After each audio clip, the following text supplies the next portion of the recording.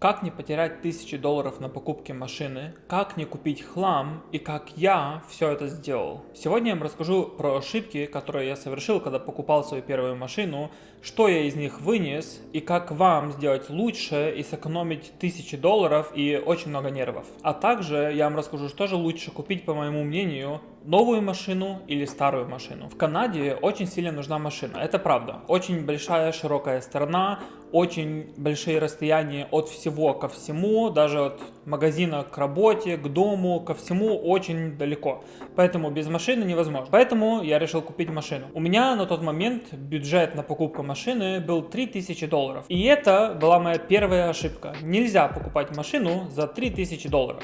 Это уже по определению будет очень старая, очень часто ломающаяся машина, которая будет вытягивать с вас деньги, и она будет ломаться чаще, чем заводиться. Поэтому эти нервы, которые вы потратите на нее, не стоят того. Представьте себе ситуацию, когда вы утром просыпаетесь, собираетесь, выходите на улицу, садитесь в машину, хотите завести ее, чтобы поехать на работу, а она не заводится. И вам нужно вызывать Uber или идти пешком, опаздывать на работу. Это очень много стресса. Потом в выходной день вам нужно идти к механику, отвозить ее туда, чинить и так дальше. То есть это просто бесконечный источник страданий. Мне очень много людей говорили, чтобы я этого не делал, что это ошибка и что покупать за 3000 не надо. Но у меня горели глаза, и я уже хотел машину, и она мне нужна была, поэтому я никого не послушал, купил и потом очень сильно пожалел. Поэтому я надеюсь, что вы будете умнее, вы послушаете меня или посмотрите еще кого-то, поспрашивайте и послушаете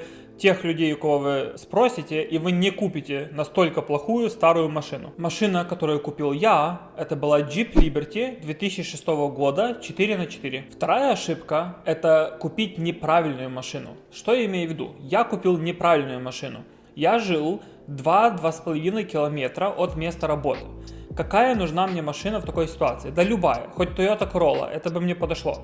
Но я купил Jeep Liberty 4х4, который берет 16-18 литров бензина на 100 километров. Нужно ли мне это было? Нет, не нужно. Такая машина нужна, чтобы ездить по пересеченной местности, а не по асфальту с работы до дома, из дома к работе. Поэтому не совершайте мою ошибку, покупайте машину, которая будет соответствовать вашим нуждам.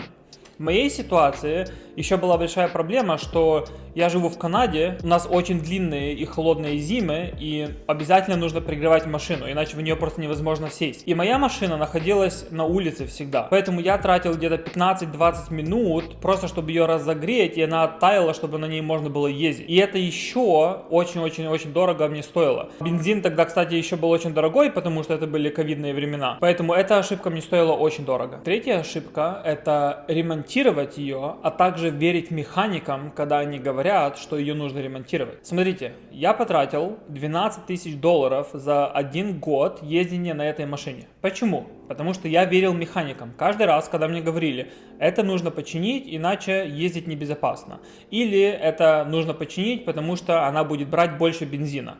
И я потом уже со временем прогуглил, что это за вещи, и спросил еще у других людей. И они даже мне не особо врали, то есть они мне говорили, да, машина берет больше бензина, если вот это сделать, она будет брать меньше.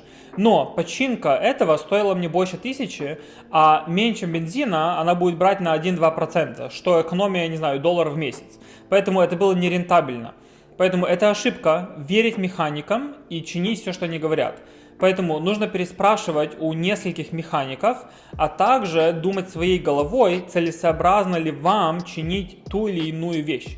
Например, когда мне говорили, если вот это не починить, то небезопасно ездить по хайвеям больше, чем 100 км в час. А я на тот момент даже не ездил по хайвеях, и у меня даже не было прав, чтобы ездить по хайвеях. Поэтому мне это не нужно было даже делать, но, как вы понимаете, я это сделал. Поэтому не совершайте мою ошибку, не верьте механикам на слово первому попавшемуся, перепроверяйте у других и не чините то, что вам не нужно. Если такая старая машина, она все равно будет ломаться, нет смысла пытаться починить все. Нужно починить только то, что влияет на то, что она не заведется просто или разобьется. Также очень важно сказать, что потом когда я ее продавал через год, я продал ее за $1000. Поэтому вот эти все ремонты, они не повышают цены машины, потому что я чинил то, что было сломано, чтобы опять вернуть ее на ход, а не чтобы ее улучшить. Поэтому все, что я чинил, ушло в топку, и все деньги просто утеряны. Четвертая ошибка – это взять лиз после того, как я продал эту машину. Значит, я ее продал, и я уже больше не хотел возиться со старыми убитыми машинами, и я хотел купить новую. Но на новую у меня еще не было денег, поэтому я выбрал лиз. Лиз, если кто-то не знает, это аренда, долгосрочная аренда машины. Значит, я взял машину в лиз, и это большая ошибка по двум причинам. Первое, это самый дорогой способ ездить на машине, то есть вы платите месячные платежи, и в конце вашего контракта вы отдаете машину обратно, то есть по сути вы зря платили. А второй, потому что это намного дороже, чем если бы вы купили другую машину в плане страховки, в плане обслуживания. Но также я вам скажу, если вы хотите купить новую машину, то это тоже ошибка, потому что в момент, когда вы ее купили и выехали из салона, вы уже потеряли несколько тысяч долларов. Поэтому, по моему мнению, лучше всего покупать машину 3, 4, 5 лет старости. Такие машины уже потеряли львиную долю стоимости, но они еще не успели состариться и убиться так, чтобы ломаться очень часто. И я вижу людей вокруг, которые покупают машины 3-4 года старости, ездят на ней 1, 2, 3 года и потом перепродают почти за ту же самую цену, за которую они купили. И получается, что им машина обходится раз в 5 меньше, чем мне. Пятая ошибка – это относиться к машине как к инвестиции или как к чему-то дорогому вашему сердцу. Смотрите, машина – это точно не инвестиция, машина – это liability, потому что она будет вытягивать с вас деньги за машину, платеж или покупка, за бензин, за обслуживание, за ремонты какие-то. И она даже не сохраняет value, то есть если вы купили ее за 20 тысяч, вы не продаете ее за 20 тысяч, даже если будете продавать на следующий год. Вы ее продадите уже за меньше.